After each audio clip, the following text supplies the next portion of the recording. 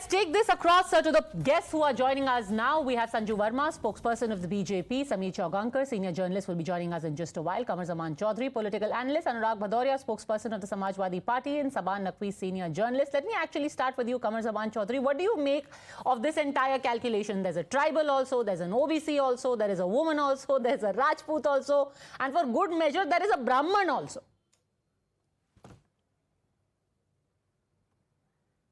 So, Padmaja, in a way, you are accepting that BJP is the father of identity politics? Is that so? If not, then we all are Indians. It doesn't matter who becomes the CM of a state. But then, you know, out of all this hullabulla of accommodating all the caste into the power politics of the country in different states, you have left out a 20% population of the country. The minority population which does not find a representation not in the ministries, not in the MLAs of the BJP ruled state. That is the real picture that the BJP is very afraid to project. There is a second side to entire this thing. You know, the entire Gujarati duo of the central decision-making body of the BJP is so insecure that a Shivraj Singh Chauhan cannot be a new chief, a powerful leader of central India. A Vasundhara Raje cannot be a powerful leader. You will never see anybody so insecure rather than the Gujarati duo of Prime Minister and the Home Minister. Okay. For the simple reason that as the central government is being remote controlled by these two people, they also want to remote control each and every state of the country. That's why the first time MLA has been made the chief minister. A person, no matter who he is, accused of land grabbing in Ujjain has been made the chief minister of Madhya Pradesh. Okay. So this is the total story of the Bharatiya Janata Party right now. Okay, so let's take this one by one. There are many points that you have raised. By the way, since you mentioned minorities, you said that 20% Muslims have not been given representation in any of the three governments. The tribals are actually at 8.5%. So they are actually a bigger minority than the Muslims in our country. And they have their first chief minister, the second chief minister actually, in a state like Chhattisgarh. Sizable tribal population in Chhattisgarh, but you did not make a tribal chief minister. Now there is a tribal CM. Answer the question, are you a casteist party? Why are you doing all this caste calculation, Sanju Verma, while making your CMs and deputy CMs? Padmaja, it is national spokesperson, not just spokesperson. Thank you. I will answer each of the reckless and baseless allegations made by the unofficial spokesperson of the Congress party.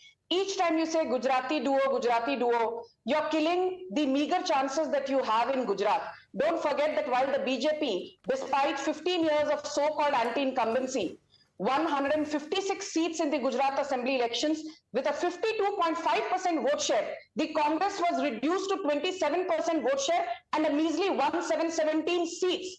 So obviously you don't care about what the electorate does at the hustings when you come on national television and try and take pot shots at the Gujarati electorate by saying Gujarati duo in a manner which is obviously sarcastic and sardonic for reasons best known to you.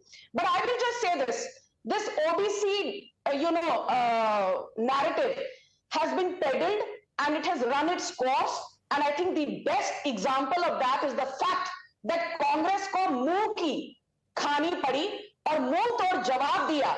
जनता ने जनादेश दिया.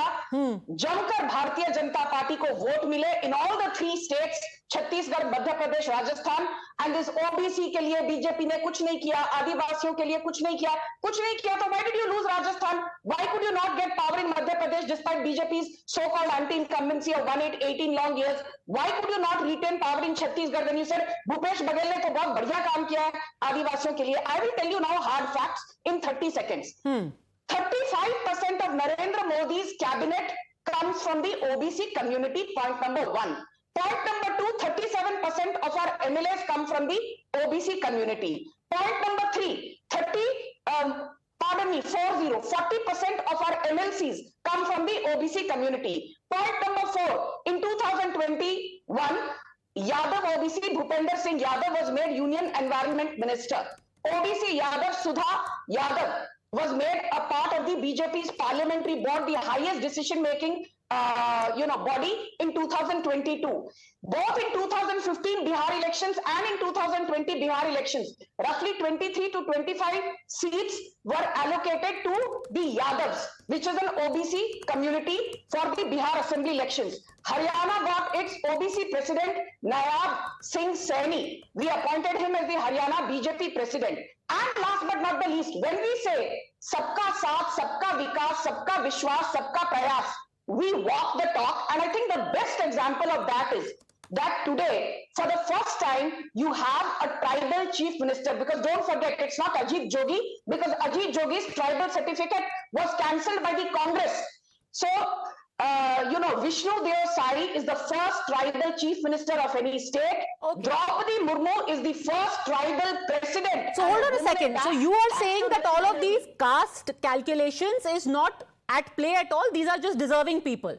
Because Qamar Zaman Chaudhary says if you are choosing Vishnu Desai because he's a tribal, Mohan Yadav because he's an OBC, then that just shows you judging people by their caste, not their merit.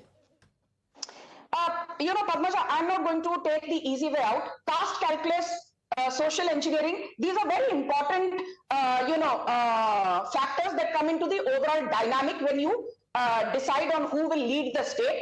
But, let us not make caste the be-all and end-all. Tell me one thing. Bhajan Lal Sharma is a first-time MLA, but the BJP chose to repose its confidence in him because he's been associated with Rajasthan politics. Earlier, he was an RSS worker for 25 long years. Vishnu Deo Sai is not just a tribal leader. He was not given a Lok Sabha ticket in 2019 despite being a minister in Modi's first cabinet. He worked diligently, his loyalty was tested, his patience was rewarded. And as for Dr. Mohan Yadav, he is a PhD, he is an MBA. He is more educated than a lot of so-called people who sit here and play the minority card. And as far as minority, last point on minorities. Do you remember that, Danish Azad Ansari became the first Pasmanda Muslim to be given a cabinet berth in Yogi Adityanath's cabinet? And then let us not forget that Najma Heptullah, she was a congressman. She joined BJP in 2012. From 2014 to 2016, Najma Heptullah was a minister in the Modi cabinet. Okay, let's not go into the minority issue because, that has been done to death. We have debated it to death. Today, we are talking about the choices that have been made. Quickly, you want to respond, Qamar Zaman Chaudhary, and then I want to go to Anurag Bhadoria and Samir Chaugankar. Yes. Yeah, something, the people from the Bharatiya Janata Party, they will suggest that Narendra Modi has done such a wonderful selection in the chief minister of the 3 states that they've just now announced. But they basically forget what Rahul Gandhi pointed out, that in the secretaries of the government of India, what is the percentage of the OBC, SC, ST in the secretary's post? They failed to answer this simple question. Okay, we are again not going to have that debate because that has also been done to death, and I don't want to sidetrack from what is being discussed today. Anurag Bhadoria, before I come to you, I want to show you some data. Today we are talking